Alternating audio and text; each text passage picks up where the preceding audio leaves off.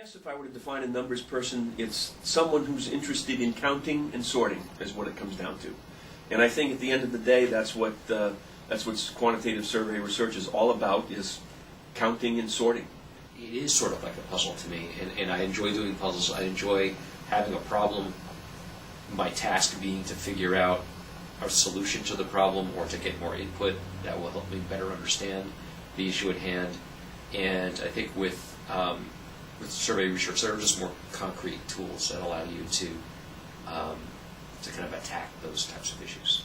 I'm always kind of figuring things out with numbers. If I'm driving on a long trip, I will figure out how much longer it's going to take me if I switch my speed limit from 65 miles per hour to 70 miles per hour. If I go up to 75, if you go 75 miles per hour, you do a mile in 48 seconds. Numbers are a way for me to rationalize, and I at times try to detach myself from the emotion. I think that I've always been the type of person who's been curious, an investigator, so to speak, ever since I can remember.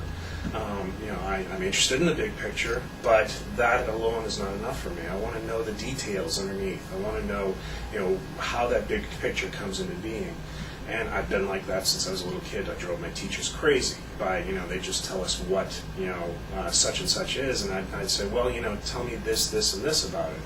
You get a lot more breadth of information because you can ask a lot more questions, get responses to a lot more questions, different questions from a lot more people.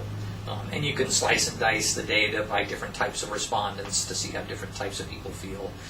Whereas in focus groups, if you're doing a mixed group, you got 4 males and 4 females. Well, is there an obvious split, or you kind of have to feel your way through it? So you have to analyze the data in very different sorts of ways. When I was a little kid in Little League, I always liked to figure out my own batting average, like right after the game and things like that. I've always just been a numbers person. People are very good to tell you their emotions and what's at the surface, how they feel about a product, but at times it's much harder to actually tap at how those emotions then translate into action.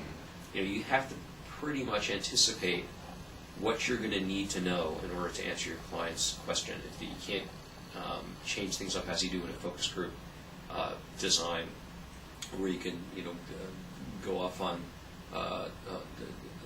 some tangents to follow particular threads. You have to do a really good job of anticipating what you're going to need. That to me is a challenge that I find really intriguing. The idea of being the first to know, to look at some numbers, to look at a body of data or some qualitative research and hear something that no one else, including perhaps your client, has ever thought about or ever heard before, ever concluded. To be at the leading edge. It's kind of like being a pure research scientist in cosmology or physics or biochemistry or whatever. Those people, every day, they're going out and hopefully finding out something new that nobody else knew before. We do the same thing in market research. And it's pretty exciting, and it's fruitful because we give the client something that can help them to move their business forward. I love trying to understand what is driving people and what makes people make certain decisions. And it's the big unknown. There's oftentimes a black box that we cannot really get a hand on, but we can get a very good guesstimate about it. And I love that with a lot of the techniques that we have right now, we can really take a look into that black box. What I enjoy most about it is finding what the story is, no matter what technique is used. I will tell you that I have always enjoyed the process of seeing whether or not there are underlying patterns in the data, and the technique for that is factor analysis, for example. That you get a number of different survey items and the goal is to see whether or not there are any underlying themes. Fun part for me about it is the statistics, the factor analysis in the computer it groups, these, the different individual items together into the called factors. But it's not up to the computer or the statistical procedure. They don't tell you what that underlying factor or dimension, what the thread is that runs through those 10 items. You have to figure that out for yourself. Segmentation analysis I find to be both rewarding and challenging. Rewarding in the sense that when it works well, it gives you this kind of amazingly interesting insight into the marketplace and how people differ on a topic, whatever that topic might be. It's challenging because it's difficult for the stars to align in a segmentation analysis, for everything to kind of line up in a way that makes sense from an attitudinal perspective and from kind of a demographic perspective. I love the approach of segmentation because it helps clients to get a more granular view of issues, but at the same time it is not too granular. It doesn't look at the individual, it groups people together. And survey research is both a science and an art, I think.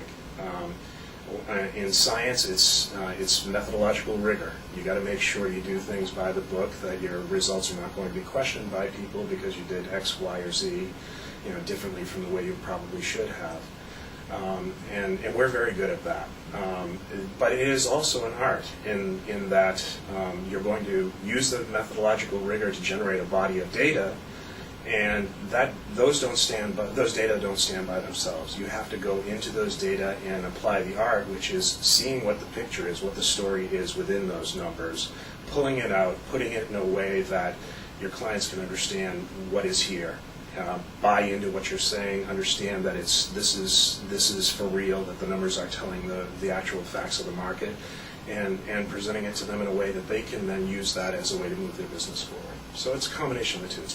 It's both science and art. It's scientific, but creating the right questions and asking the questions the right way so you can get the answer, not get the answer you want, but answer the question that you want answered, can be an art form. There's science to it, the laws of probability, which sort of form the foundation of being able to do survey research, if you're doing probability sampling, that then allows you to project your results from your sample to the population that it's drawn from. But that's also a lot of the art of it, is, there's a lot of art to writing good, unbiased questions that get as close as possible to measuring what it is you hope you're measuring in terms of attitudes or behaviors or whatever. I think where the story part of it comes in, and that's the kind of the other side for me, is that the best quantitative survey research is research that tells a story, and I think that's where the art comes in. So that's where I say I'm This whole world of survey research, taking surveys of people on a whole variety of topics, was the first thing that I thought I could enjoy doing for a living. As a kid, I would play these baseball games where you'd spin a dial and you'd place the player's card over a dial, and that player there'd be numbers on that player's card that would kind of conform to their statistics in real life.